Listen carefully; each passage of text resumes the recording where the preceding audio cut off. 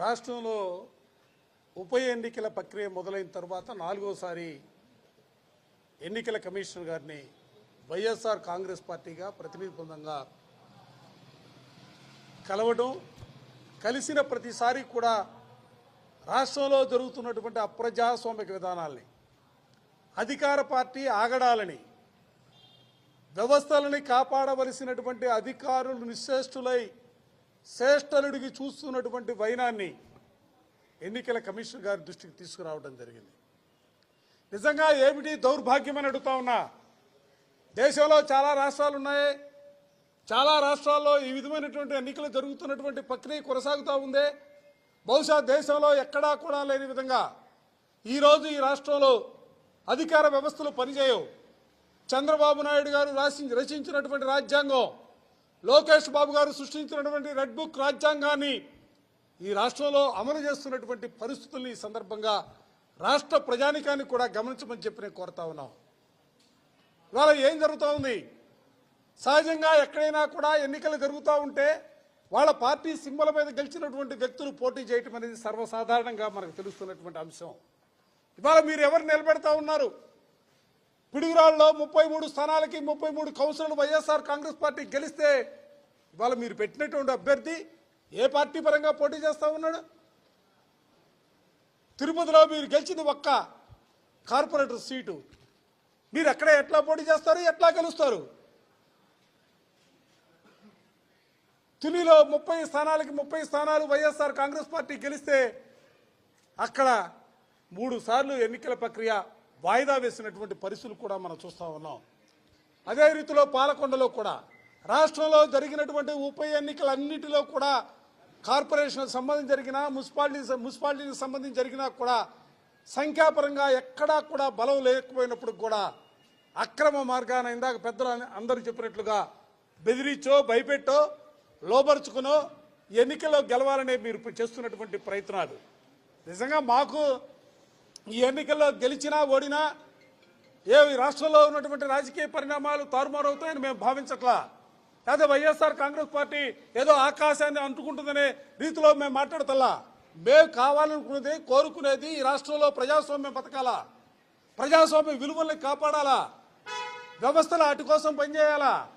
కక్కిన కూడు కోసం ఆశపడే రాజకీయ పార్టీలు ఉన్నటువంటి పరిస్థితుల్లో కనీసం వ్యవస్థలైనా కూడా సక్రమంగా పనిచేయాలనే భావంతోనే మేము పదే పదే ఎన్నికల కమిషన్ అంటే ఒక గౌరవం, ఎన్నికల కమిషన్ అంటే వ్యవస్థలను కాపాడుతూనే ఒక నమ్మకం, విశ్వాసంతో ఎక్కిన మెట్లు ఎక్కుతూనే ఉన్నాం. అందుకే ఈ రోజున కమిషనర్ గారికి కూడా గట్టిగా చెప్పాం, వ్యవస్థలను కాపాడండి. ఇవాళ ఈ రాష్ట్రంలో ప్రజాస్వామ్య విలువలను కాపాడ మీకున్నటువంటి పవర్స్ని ఉపయోగించాలా. క్షేత్రస్థాయిలో ఎక్కడ ఎన్నికలు జరుగుతున్నా 144 సెక్షన్ పెడుతున్నామని చెప్తా ఉన్నారు. 30 యాక్ట్ అమలు చేస్తున్నామని చెప్తా ఉన్నారు. ఆ 30 యాక్ట్ 144 వైఎస్ఆర్ కాంగ్రెస్ పార్టీకి సంబంధించినటువంటి వ్యక్తులు రోడ్లపైకి రాకుండా ఆపడానికి పనిచేస్తూ ఉన్నాయి. వందలాది మంది రోడ్లపైకి వచ్చి వాళ్ళ తెలుగుదేశానికి సంబంధించి పిడుగురాళ్ళలో చూసినా, తునిలో చూసినా, పాలకొండలో చూసినా వందలాది మంది వచ్చి వాళ్ళ రోడ్లపైకి వచ్చి ఎక్కడా కూడా చేతుల్లో యథేచ్ఛగా అధికారాన్ని దుర్వినియోగం చేస్తూ అడుగడుగునా కూడా వైఎస్ఆర్ కాంగ్రెస్ పార్టీకి సంబంధించినటువంటి ప్రజాప్రతినిధుల్ని తీసుకువెళ్ళటానికి వాళ్ళు చేస్తున్నటువంటి ప్రయత్నాలు కూడా కమిషనర్ గారికి చెప్పడం జరిగింది.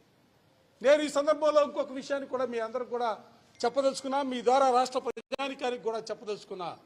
ఇవాళ మీరు తుల్లో చూశారు, మున్సిపల్ చైర్మన్ ఇంట్లో కౌన్సిలర్స్ అంతా కూడా కూర్చొని ఉంటే అక్కడ స్థానికంగా ఉన్నటువంటి మాజీ శాసనసభ్యుడు, మంత్రిగా పనిచేసినటువంటి దాడిశెట్టి రాజా గారు కూడా ఆ ఇంట్లో ఉంటే ఆ ఇంటిని చుట్టుముట్టి వందలాది మంది కార్యకర్తలు, తెలుగుదేశానికి సంబంధించినటువంటి వాళ్ళు వెళ్ళి చుట్టుముట్టి అక్కడ ఉన్నటువంటి కౌన్సిలర్ని బయటికి బలవంతంగా తీసుకురావడానికి వాళ్ళు చేసినటువంటి ప్రయత్నాలు కూడా వాళ్ళందరూ కూడా గమనించాలని చెప్పి నేను కోరుతా ఉన్నా.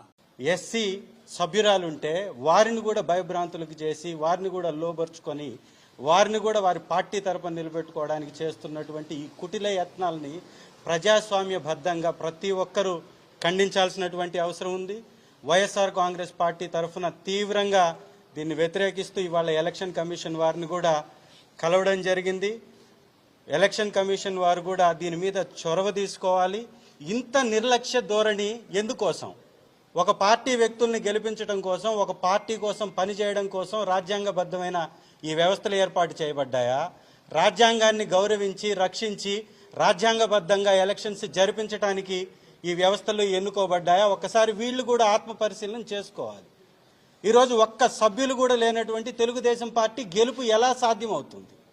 వారు డబ్బు మదంతో, రాజకీయ అండతోటి, అధికార మదంతో అధికారుల్ని బెదిరించి ఎవరైతే వైఎస్ఆర్ కాంగ్రెస్ పార్టీ సభ్యులు ఉన్నారో, కౌన్సిలర్లు ఉన్నారో వీరందరినీ భయభ్రాంతులకు గురి చేసి వారు గెలుస్తూ పోతూ ఉంటే ఎన్నికల కమిషన్ చూస్తూ ఊరుకుంటుందా? ఇదేనా ప్రజాస్వామ్య విధానం అంటే? దీని మీద ఖచ్చితంగా స్పందించాలి. రాష్ట్ర మరియు దేశ ఎన్నికల కమిషన్ కూడా దీనిలో ఖచ్చితంగా కల్పించుకొని పటిష్టమైనటువంటి భద్రతను ఏర్పాటు చేసి పారదర్శకమైన విధానంతో ఈ ఎలక్షన్స్ జరిపించాలి. తునిలో కానీ పాలకొండలో కానీ ఖచ్చితంగా 2 సార్లు పోస్ట్పోన్ అయినాయి అంటే వారికి సంఖ్యాబలం లేదు. సంఖ్యాబలం లేకుండా వారికి గెలవడానికి అవకాశం లేనప్పుడు పోస్ట్పోన్ చేసుకుంటూ వెళ్తున్నారు. 2 సార్లకు మించి ఇంకెన్నిసార్లు పోస్ట్పోన్ చేస్తారు? అట్లాగే వాళ్ళ పిడుగురాళ్ళలో జరిగినటువంటి ఎన్నికను కూడా ఖచ్చితంగా రద్దు చేయాలి, మళ్ళీ జరిపించాలి. ప్రజాస్వామ్యబద్ధంగా పటిష్టమైనటువంటి పోలీస్ రక్షణ మధ్యలో ప్రజాస్వామ్యాన్ని కాపాడే విధంగా ఈ ఎలక్షన్స్ జరిపించాలని రిక్వెస్ట్ చేస్తూ మేమందరం కూడా ఇక్కడికి వచ్చేసి వారిని వినతి పత్రం ఇవ్వడం జరిగింది. కాబట్టి దయచేసి కేంద్ర రాష్ట్ర ఎన్నికల కమిషన్ దీని మీద ప్రత్యేక దృష్టి పెట్టి ఎలక్షన్ జరిపించవలసిందిగా వైఎస్ఆర్ కాంగ్రెస్ పార్టీ తరఫున మేము కోరుకుంటున్నాం. ఈరోజు తునిలో కానివ్వండి, పాలకొండలో కానివ్వండి, పిడుగురాల్లో కానివ్వండి స్థానిక సంస్థల ఎన్నికలకు సంబంధించి అన్యాయంగా, అక్రమంగా ఏదైతే మా పార్టీ వాళ్ళని ఇబ్బంది పెట్టి, భయపెట్టి, దాడి చేసి, దౌర్జన్యాలు చేసి, దాడులు చేసి ఈరోజు వాళ్ళ పార్టీకి అనుకూలంగా ఓట్లేపించుకునే విధంగా ఈరోజు ఈ రాష్ట్రంలో ప్రజాస్వామ్యం ముందుకెళ్తూ జరుగుతుంది. గతంలో గారా ఎన్నికల అధికారి గారిని కలిసి అనేక సందర్భాల్లో తిరుపతి ఇష్యూలో కానివ్వండి, లేకపోతే ఏదైతే జరిగిన నెల్లూరులో కానివ్వండి, జరిగిన ఎలక్షన్స్ గురించి అనేక సందర్భాల్లో అధికారి గారు కలిసి గారా, కానీ ఎటువంటి చర్యలు తీసుకోకుండా ఈరోజు ఒక మాజీ మంత్రిగా పనిచేసిన మా నాయకుడి మేర ఈరోజు తునిలో వాళ్ళు దాడి చేస్తడం జరిగింది. అంటే ఎక్కడెక్కడ ఎవరైతే వైఎస్ఆర్ కాంగ్రెస్ పార్టీ నాయకులు ఉన్నారో, కార్యకర్తలు ఉన్నారో, మా ఒక్క కౌన్సిలర్లు ఉన్నారో వాళ్ళందరూ గారు భయపెట్టి దాడులు చేసి ఈరోజు వాళ్ళు గెలిచే విధంగా ఈరోజు కూటమి ప్రభుత్వం ఆధ్వర్యంలో జరుగుతుంది. తప్పకుండా ఇప్పటికైనా దేశ ఎన్నికల అధికారి కానివ్వండి, రాష్ట్ర ఎన్నికల అధికారి కానివ్వండి, ఆంధ్రప్రదేశ్లో జరుగుతున్న పరిణామాలన్నీ గారు చూసి వాళ్ళందరూ గారా దీని మీద ఒక యాక్షన్ తీసుకోవాల్సిందిగా కోరుకుంటున్నాం. ఎవరికి ఎంతమంది కౌన్సిలర్లు ఉన్నారు, ఎంత మెజార్టీ ఉంది, దాని ప్రకారం వ్యవస్థ నడుస్తూ ఉంటుంది. మెజార్టీ లేకుండా, ప్రజల యొక్క తీర్పు లేకుండా, గెలవకుండా మా దగ్గర ఉన్నటువంటి, మాకు ఎన్నికల్లో గెలిచినటువంటి వారిని గుంజుకుని భయపెట్టి తీసుకుని వెళ్ళి వాళ్ళతో అక్కడ పోటీ చేయించడము, భయపెట్టడము, దౌర్జన్యం చేయడము, ఇది ఎక్కడి ప్రజాస్వామ్యం? ఆంధ్రప్రదేశ్ తమిళనాడులా తయారైపోతుంది, ఆంధ్రప్రదేశ్ బీహార్లా తయారైపోతుంది. ఇదేనా గూండా రాజ్యం నడుస్తుంది? ఎక్కడైనా తప్పు చేస్తే, ఎక్కడైనా ఎవరైనా చేస్తే నిలువరించాల్సినటువంటి సీనియర్ ఆఫీసర్లు కూడా ప్రేక్షక పాత్ర వహిస్తున్నారు. ఇది ఎక్కడ న్యాయం అని చెప్పని వైఎస్ఆర్ కాంగ్రెస్ పార్టీ అడుగుతుంది.